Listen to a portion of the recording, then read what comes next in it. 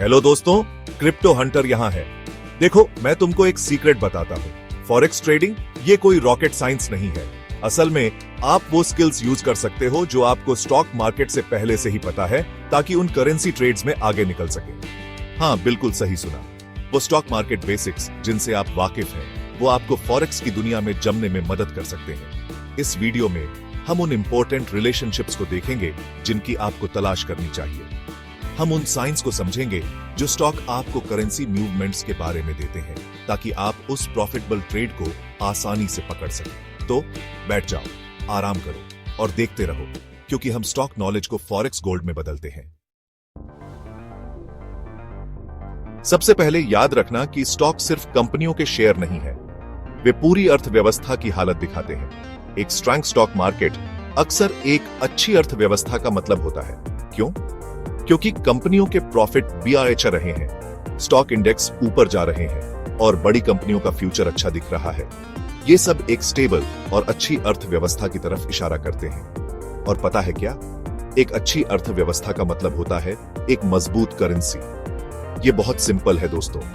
एक देश जितना ज्यादा आर्थिक रूप से मजबूत होगा, उसकी करेंसी उतनी ही ज्यादा डिमांड में होगी। तो स्टॉक मार्केट के परफॉर्मेंस पर ध्यान रखो। ये आपको वो इंपॉर्टेंट चीजें बता सकता है जिससे आपको करेंसी ट्रेड्स करने में मदद मिलेगी। अब आओ उन कनेक्शंस के बारे में बात करते हैं जिनकी आपको तलाश करनी चाहिए। बड़े स्टॉक इंडेक्स जैसे S&P 500, DAX, निकी, ये अक्सर अपनी करेंसी के साथ चलते हैं। जैसे अगर आप देखते हैं कि S&P 500 ऊपर जा रहा है, तो ये एक अच्छा साइन है कि अमेरिकी डॉलर भी मजबूत होगा। क्यों? क्योंकि जैसे ही स्टॉक मार्केट बढ़ता है, ये दुनिया भर के इन्वेस्टर्स को अट्रैक्ट करता है, जिससे अमेरिकी डॉलर की डिमांड भी अच्छी जाती है, क्योंकि उन्हें वो अमेरिकन शेयर्स खरीदने के लिए डॉलर्स चाहिए होते हैं। ये एक चेन रिएक्शन की तरह है। तो उन स्टॉक इंडेक्स और उनकी करेंसी पर ध्यान रखो, ये बहुत कुछ बताते हैं। याद रखो, सारे स्टॉक एक जैसे नहीं होते। अलग अलग सेक्टर्स का करेंसी मार्केट पर अलग अलग असर हो सकता है। जैसे एनर्जी सेक्टर को ही देख लो।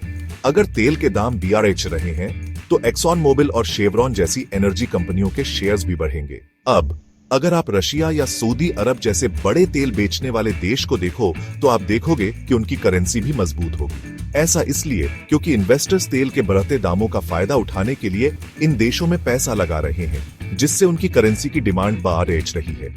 ये एक कनेक्शन है जो आपको याद रखना है। चैप्टर 4, टाइटल कंपनियों की कमाई। पहेली का एक और टुकड़ा कंपनियों की कमाई के बारे में मत भूलना दोस्तों। जब कंपनियां अपने नंबर्स बताती हैं तो ध्यान दो। अगर बड़ी कंपनियां लगातार उम्मीद से ज्यादा कमाई कर रही हैं और अच्छा प्रॉफिट दिखा रही हैं, तो ये देश की अर्थव्यवस्था और उसकी करेंसी के लिए एक अच्छा संकेत है।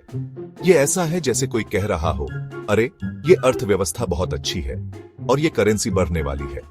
दूसरी तरफ अगर कंपनियां खराब रिजल्ट्स दिखा रही हैं, तो ये एक खतरे की घंटी हो सकती है। इसका मतलब हो सकता है कि अर्थव्यवस्था अच्छी नहीं है और करेंसी गिर सकती है।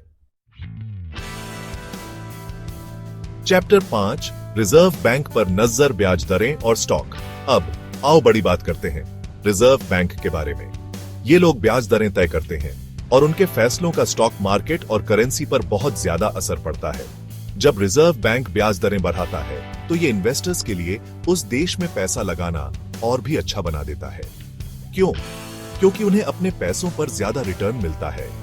इससे करेंसी की डिमांड बढ़ आ सकती है, जिससे उसकी वैल्यू बढ़ आ सकती है।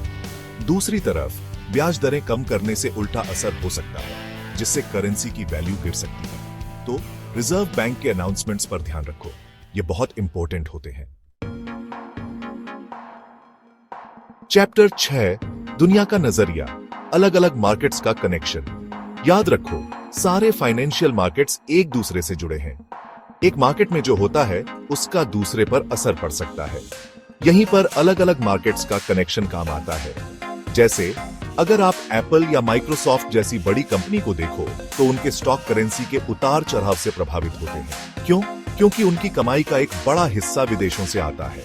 इसलिए अगर अमेरिकी डॉलर कमजोर होता है, तो उनके प्रॉफिट की वैल्यू डॉलर में ब्याज जाती है, जिससे उनके स्टॉक बाराज सकते हैं। ये पूरी दुनिया की अर्थव्यवस्था का खेल है दोस्तों। चैप्टर 7, रिस्क लेना है, लोगों का मूड और मार्केट का कनेक्शन। आखिर में आओ मार्केट के मूड के बारे में बात करते हैं, वो चीज जो मार्केट्स को ऊपर या नीचे ले जा सकती है। जब स्टॉक मार्केट अच्छा चल रहा होता है और इन्वेस्टर्स खुश होते हैं तो वे रिस्क लेने को तैयार होते हैं। इसका मतलब है कि वे ज्यादा रिस्क वाली चीजों में इन्वेस्ट करेंगे, जैसे कि उभरते बाजारों की करेंसी। क्यों? क्योंकि जब सब खुश होते हैं तो फोमो यानी छूट जाने का डर लगता है और लोग पार्टी में शामिल होना चाहते हैं। तो मार्केट के मूड पर ध्यान रखो, ये आपको बता सकता है कि पैसा कहां जा रहा है और आपको करेंसी ट्रेड्स के मौके दिखा सकता है।